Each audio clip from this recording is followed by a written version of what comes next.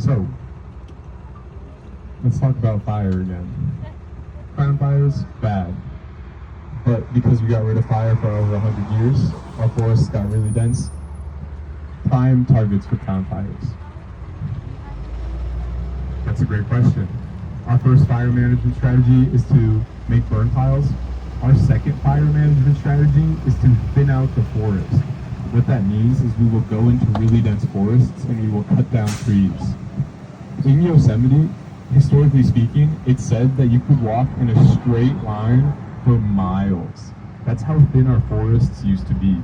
But we got rid of fire, those saplings grew to be big, strong trees, and our forests got dense.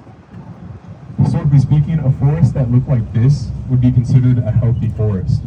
Trees have a lot of space in this forest. If fire were to occur on one of the trees, it would just stay on the ground. When they're packed together, that's when fire climbs and it becomes a crown fire. But in a forest like this, it's totally okay. Our third fire management strategy is to do prescribed burns. That's where we section off an area and we burn that area. You'll see remnants of prescribed burns around us. We do prescribed burns for a variety of reasons. Partially to simulate what fire would have done had we not gotten rid of it for over 100 years. Also, to clear out the floor. When you burn an area, it makes that area fire resilient for the next few decades. Fire will not be able to strike these areas again because most of these trees have some sort of burn scar. The big difference between prescribed burns and crown fires, prescribed burns, they're small to medium-sized fires. Some trees are going to be dead, but most trees are going to be alive. Some trees are going to be burned, but again, there will still be living things. Crown fires, on the other hand, everything is dead. Everything is like a white shell of what it used to be, and it goes on for acres. Nothing lives a crown fire because it's so hot and so intense. Our final fire management strategy is to let naturally occurring fires happen. If there's a lightning strike and it creates a fire, for the most part, we're going to let it be. We're going to keep an eye on it to make sure it doesn't spread, make sure it doesn't grow to be a crown fire, but we're trying to reintroduce that fire. There's a few exceptions. If that lightning strike were to hit the visitor center or any urban area, we put it out.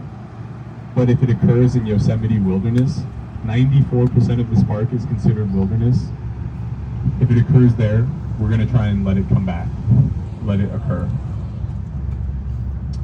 I know it may seem controversial that the National Park Service is cutting down trees and starting fires in our national park, but I assure you it's for the benefit of this ecosystem. Fire has played an important role for over thousands of years. So much so that certain species rely on fire to grow. One of those species is the giant sequoia. Giant sequoias are trees that are tens of feet thick, hundreds of feet tall, and thousands of years old. Those living relics, those living giants, they come from a cone that's this big. Inside that cone, the seed is even smaller. It's about the size of a grain of rice. The only way sequoias can grow is with fire. Fire will come through an area and it will burn away all of these plants, all of the leaf litter, and it will expose the soil. When sequoia cones feel heat from fire underneath, they know to open up and disperse their seed. By clearing away all of this leaf litter, by exposing the soil, that seed, that grain of rice can get into the soil, spread its roots, and grow. If I were to give everybody on this tram tour a sequoia seed and I said, throw it off, or try and plant it, nothing would happen. That sequoia seed would land on top of other plants, on top of the leaf litter. It wouldn't be in the soil. Seeds need to be in the soil to grow. The only way that little small seed can be in the soil is with fire. Sequoias rely on fire to grow. For that reason, they've adapted to be somewhat fire resilient. They have squishy bark, which is really unique. Most trees have rock solid bark. The squishy bark The reason why sequoias have squishy bark is because there's air pockets in that bark that make it less likely to burn.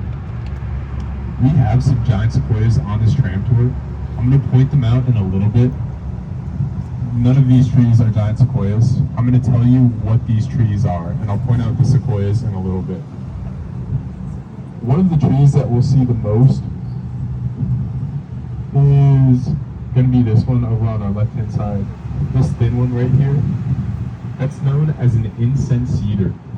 The way you identify an incense cedar is by looking at the bark. It has streaks of bark, red or brown streaks of bark. A lot of these, actually, not a lot of these are incense cedars. This one on our right is a ponderosa pine. Ponderosa pines have like puzzle piece looking bark, almost like a jigsaw puzzle. It's paler pieces. It's not streaks. Let's see if any of these are incense cedars. This big one, this bushy one, that's an incense cedar. Streaks of bark. It's a little hard to see, but it's super streaky.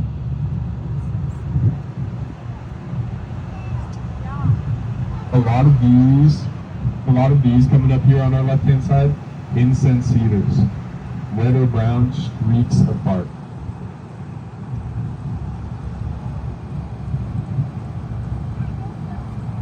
I'm really trying to drill in your tree identification. I'm going to keep on pointing out trees. As you can see, most of these trees are going to be incense cedars or ponderosa pines. It's a mix between the two. A lot of these are going to be incense cedars. Most of these are. That tree on the corner right there is a ponderosa pine. We can tell by the bark. All of these trees on our left are incense cedars. They're not giant sequoias. These are all cedars, including these two. Now, coming up on our right, the tree with the mirror on it is a ponderosa pine. We can tell the difference by looking at the bark. Those two trees are known as conifers, meaning that they are cone producing. Those are the trees we are primarily cutting down when we're doing tree removal. One tree that we do not touch when we're doing tree removal is this one right here. This is called a black oak. Black oaks have leaves. Black oaks are above me over here. We don't touch these trees because they are culturally significant. Their acorns have been used by the native people for thousands of years. For food, for decoration, for trading, we don't touch them. That right there, oh, excuse me folks, please get out of the meadow. Please get out of the meadow. No. Get out of the meadow. Thank you. Excuse me folks. Yeah, thank you. That right there is a skeleton. That's a skeleton of Yosemite Falls. It's the tallest waterfall in North America. We can see the watermarks on it. There's a little drizzle right now. As I'm sure you guys can tell, that waterfall is an ephemeral waterfall. That waterfall will likely dry out in the next like 2 or 3 days. It's drying out really fast. You can kind of see water at the very top. When it flows, it is the tallest waterfall in North America. It stands at 2,425 feet. Some other things that we're surrounded by. We're surrounded by meadows, guys. Remember about meadows? On our left-hand side, we'll see that the meadows have a fence around it. Some people, like those people we just saw, view fences as obstacles to jump over. Please don't be those people, y'all. Meadows are really important. Hundreds of species rely on meadows for their everyday life.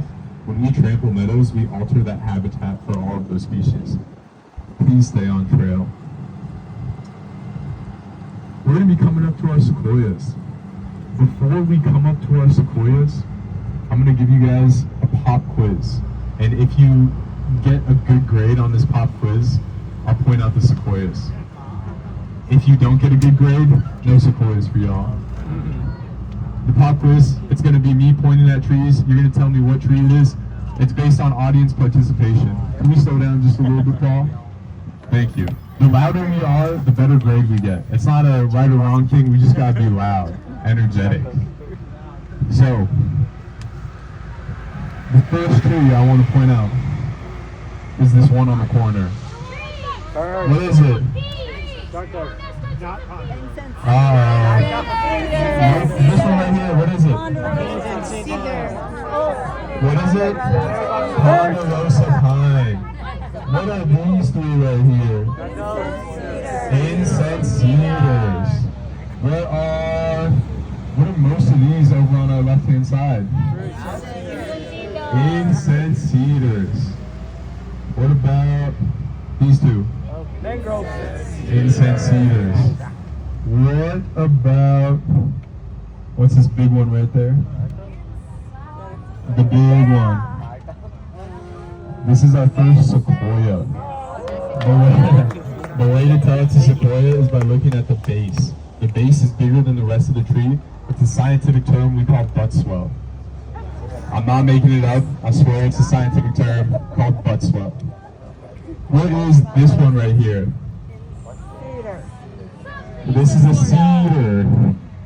What about these two over on our right-hand side? What are these? They're sequoias. How do we know they're sequoias? That's right. We can look at the base. The base is bigger than the rest of the tree. What about, what's this tree right here? How do we know it's a sequoia? That's right.